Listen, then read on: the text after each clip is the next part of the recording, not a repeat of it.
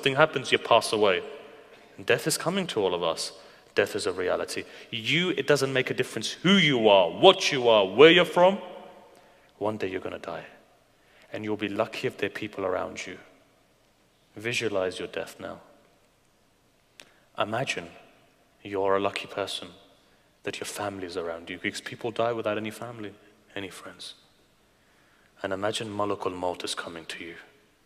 Imagine that, because he's going to come to you one day. Very soon Malakul Maut is going to come. What are you going to do then? Sobers us, right? I can see everybody's sober now. Why? Malakul Maut. The minute you mention him, the minute that you mention death, the minute that you realize that you're going to die, you know straight away, you become sober.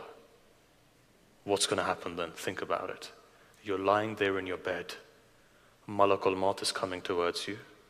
And as he comes towards you, you realize that this is your final time. Sweat starts coming on your brow. Your heart starts beating faster. Had you not going to die, or had you not been dead, you're going to die, but you would have died with a heart attack anyway. The fact that by seeing Malakul Maut is sufficient to kill you. Palpitations, sweating, death is coming. How's it going to be like?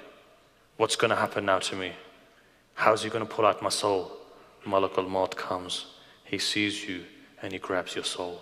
And at that moment, we have a riwayat that says, somebody comes to the sixth Imam and says, there are two types of people that we've seen in this world.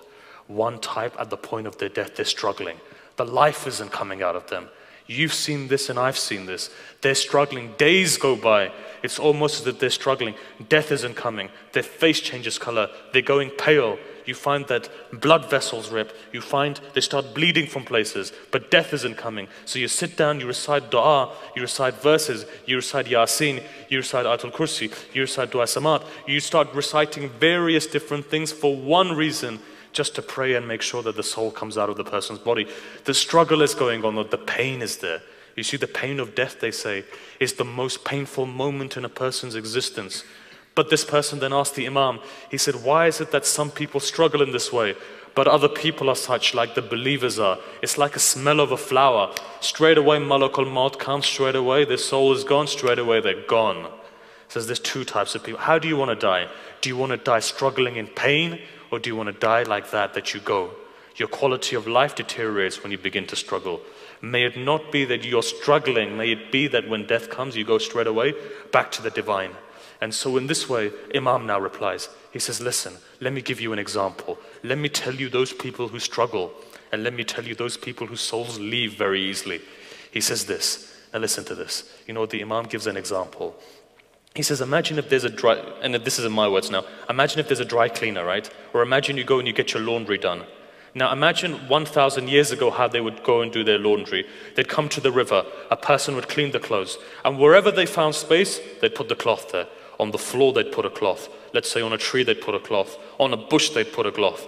Now you have all of these clothes scattered everywhere, and now imagine a hurricane is coming, or imagine, for example, a tsunami is coming. What would you do in that situation? What you would do and what I would do would be we'd run, right? We'd leg it. How would we leg it? We'd take the clothes, we'd grab the clothes and we'd take him. Those clothes on the ground, when you take him and you pull him, comes very easily. But that cloth which is on a bush, when you pull it, and you're not going to think, I'm going to have to take it off like this. You just pull it and you leg it, right? What happens? It has thorns there. What happens? The thorns begin to rip the cloth. And as they rip the cloth, you find the entire clothes are ripped. The Imam turns around and says, the example of the cloth on the floor is the example of the believer. The example of the person on the bush is the example of a person who's attached to this world. No one